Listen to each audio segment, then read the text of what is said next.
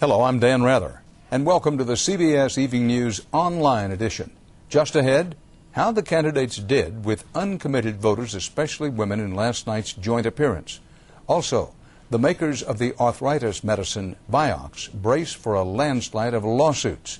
Do former users have a case? And a sobering look at what happens when hard-drinking college kids move off campus and into quiet neighborhoods. It's all starting now on the CBS Evening News Online Edition. We have the latest information tonight from a high-tech CBS News poll of uncommitted voters who watched last night's final Bush-Kerry face-off. CBS's Anthony Mason has the facts and figures and gives you the inside story. Afghan people had elections. Jackie Williams watching in Berkeley, Illinois, and Caroline Brock tuning in from New Orleans, Louisiana, were both uncommitted voters, but they saw different winners in the final debate. President George W. Bush. I think that John Kerry did the best job. In our survey, 39% gave the edge to Senator Kerry, but almost as many called the debate a draw, and a quarter scored President Bush the winner.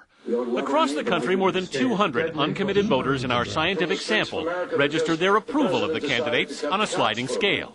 So we can do a better job of Homeland Security. Most said they were more concerned about the economy than national security issues, like California college student Mark Lopez. I would like to see more talking about Social Security. So Senator Kerry scored well when he talked about economic issues. Watch women respond when he talks about raising the minimum wage and women's pay. What we need to do is raise the minimum wage. We also need to hold on to equal pay. Women work for 76 cents on the dollar for the same work that men do. The president scored some of his highest marks when he talked about his faith. Religion is an important part. I never want to impose my religion on anybody else. But when I make decisions, I stand on principle. But James Mason, a firefighter in Washington, D.C., still has doubts about the president. Bush exhibits good leadership qualities, but it doesn't seem like he has a flexibility. He's leaning to Kerry. In New Orleans, Caroline Brock says the debate improved her opinion of the senator. I definitely see him becoming the president one day, but not for the next 4 years. She's decided to vote for President Bush. So in the end, just how important were these presidential debates? Well, nearly 3/4 of the fence-sitting voters in our survey say the debates will influence who they finally cast their ballots for. Dan? Anthony Mason, thanks. And there's more fallout now from the controversy over the arthritis drug Vioxx. When it was recently yanked off the market, that was not the end of the story. CBS's Cheryl Atkinson reports tonight it turned out to be just the beginning of Vioxx lawsuits. The largest drug withdrawal ever could become one of the biggest liability movements ever, with at least 20 million people having used Vioxx in the U.S. Urgent news for if you or someone you know one had suffered a heart attack or stroke. The hunt for potential victims is on. Call Goldberg and Finnegan. At Goldberg and Finnegan in Silver Spring, Maryland. Good afternoon, law office. Can you please hold? The law firm says its local TV ads have Vioxx users flooding the phone lines. We believe that we can prove that Merck knew this was a dangerous drug. Merck knew that there was an increased risk of heart attacks, cardiac events, and strokes for people who took Vioxx. Across the country, law firms are developing their legal strategy, which is likely to build on Merck's own admission that Vioxx increases heart attack risk. Launch allegations that Merck dragged its feet for 4.5 years after the heart risk was first flagged. Include an FDA scientist data showing Vioxx caused 27,000 heart attacks between 1999 and 2003. The Vioxx debacle and looming lawsuits are already said to have wiped out more than $27 billion of investor value in Merck.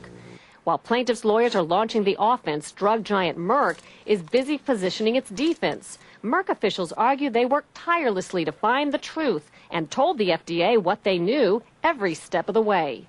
Any claim that Merck did not seek to fully understand the cardiovascular profile of Vioxx is contradicted by the facts. Coincidentally, Merck is ready with a successor pill and is seeking FDA approval. It's called Arcoxia. Merck says short-term studies show Arcoxia is safer than Vioxx. Cheryl Atkinson, CBS News, Washington. The latest studies show more than 40% of American college students are at least occasional binge drinkers, especially at off-campus parties. As you might expect, their neighbors are not exactly thrilled by this. Lee Cowan has tonight's Eye on America. Whose party is this? Police normally don't show up at college parties armed with a video camera. Undercover cop! Undercover cop! But in Norman, Oklahoma, they barged right in, capturing the latest complaint of students binging on booze, turning normally quiet neighborhoods into party central. With room and board costs rising, many parents are finding it cheaper to buy homes for their freshmen as a 4-year investment. Great if you're a student, bad if you're a neighbor.